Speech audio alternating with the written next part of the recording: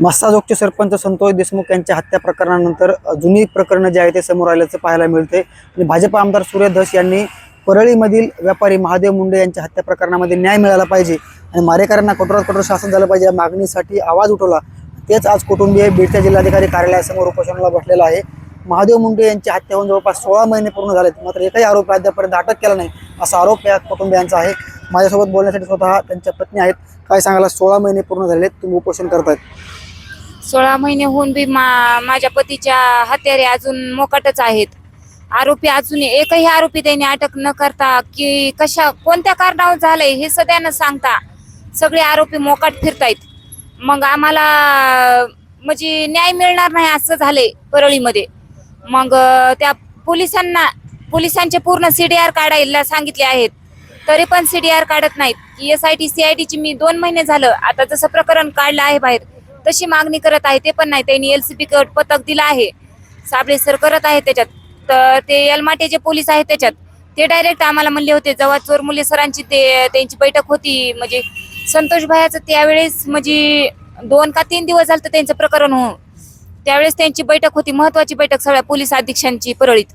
तर त्यावेळेस मी गेले होते विजिट, इथं कावत सरांना भेटून मी विजिट द्यायला गेले होते तिथं, कारण मला कावत सरांनी सांगितलं होतं परळीला जाऊन विजिट घ्या परत म्हणून। तर मी जाऊन फॉलो घेत राहिले। तर त्यावेळेस ते यलमाटे जे पोलीस अधीक्षक आहेत ते काय म्हणले की आम्हाला फोन आले म्हणून आम्ही तपास थांबवला। डायरेक्ट चोरमुले सरांना सांगितलं त्यांनी।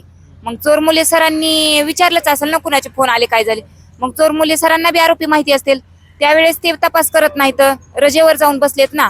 2 महिने झालं की आता रिटायर होतात, पुन्हा परत अजून नवीन त्या ठिकाणी येणार आणि अजून नवीन तेच विचारणार काय करत होते काय ठेवत होते, म्हणजे यांची साखळी अशी चालू राहणार। न्याय कधी भेटणार? आयुष्यभर हेच करायचं का? लेकरं घ्यायचे पोलिसांच्या चक्रा हाणायच्या, न्याय नाहीच का? आता परळीहून बीडला येणं आणि इथं येऊन रस्त्यावर बसणं उपोषणासाठी, न्यायासाठी, माझ्या पतीच्या न्यायासाठी, ही किती लज्जास्पद बाब आहे की एक स्त्री आपल्या पतीच्या न्यायासाठी भीक मागते, तरी पण न्यायासाठी कोणीच पुढे नाही म्हणून। मग थोडस आम्हाला काहीच आशेचा किरणच नाही ना न्यायाचा। त्यासाठी मी मुख्यमंत्री साहेबांना आणि पालकमंत्र्यांना आपल्या आणि एकनाथ शिंदे जे आहेत आपले उपमुख्यमंत्री आहेत, अजितदादा ते 2 उपमुख्यमंत्री आहेत, त्यांना एवढीच मागणी आहे की SIT CID तात्काळ दाखल करून माझ्या पतीची डबल केस हे करा, तपास चालू करा। स्थानिक पोलिसांवरती तुमचा विश्वास राहिला नाही का आता? नाही, ते लोकल पोलीस स्थानिक परळीच्या पोलिसावर तर माझा अजिबात विश्वास नाही म्हणतो। परळी सोडून मला इथपर्यंत रस्त्यावर येऊन बसावं लागले। तिथं जर विश्वास असता तर त्यांनी त्यावेळेसच तपास केला असता, जर त्यांना खरंच न्याय द्यायचा असता तर। मग माझा त्यांच्यावर विश्वासच नाही, पहिल्यापासूनच माझा त्यांच्यावर विश्वास नाही। नक्कीच आपण बघू शकतो की आज 16 महिने पूर्ण झालेत आणि स्थानिक पोलिसांवरती माझा कुठल्याही पद्धतीचा विश्वास नाही। CID आणि SIT ची मागणी त्यांनी आता केलेली आहे। मात्र या प्रकरणामध्ये खासदार सुप्रिया सुळे यांनी देखील कुटुंबियांची भेट घेतली होती, सांत्वनपर भेट घेतली होती आणि त्यांनी आज स्वतः एक निरोप देखील पाठवलेला आहे, जे की हेमा पिंपळे म्हणून त्यांचे कार्यकर्ते आहेत, तिथल्या पदाधिकारी आहेत। काय निरोप घेऊन आला मी चौकशी करणार आहे। काय सांगाल, ताईंनी देखील भेट घेतली होती, मात्र तुमच्याकडे काय निरोप पाठवला, काय निरोप आहे नेमकी?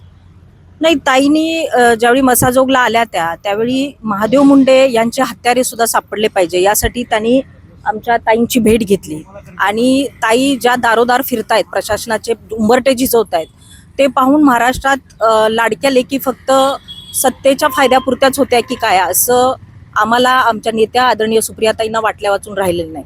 आदरणीय ताई मुख्यमंत्र्यांना भेटल्या, ताईंनी मला आत्ताच सांगितलं की WhatsApp कॉलवर त्या कायम माझ्या संपर्कात आहेत, म्हणून मी ताईंना आश्वस्त करते की आदरणीय सुप्रियाताई असतील, आम्ही सगळे खालचे पदाधिकारी असू, निश्चितपणे तुमच्या हत्यारे सापडल्याशिवाय त्यांना फाशीपर्यंत लटकवल्याशिवाय कोणीही शांत बसणार नाही। त्यामुळे तुम्ही ही जे तुमची लढाई आहे त्या लढाईमध्ये तुम्ही एकट्या नाही आहात।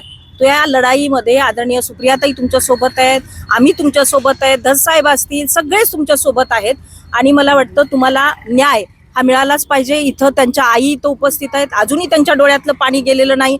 3 लेकरं आहेत ह्या माऊलीला आणि 3 लेकरापैकी 1 लेकरू आजारी आहे। आज लेकरांना शाळा सोडून त्यांचं दैनंदिन जे काही असतंय अभ्यास सोडून इथं बसावं लागतंय, ही या महाराष्ट्राच्या संस्कृतीसाठी लाजिरवाणी गोष्ट आहे।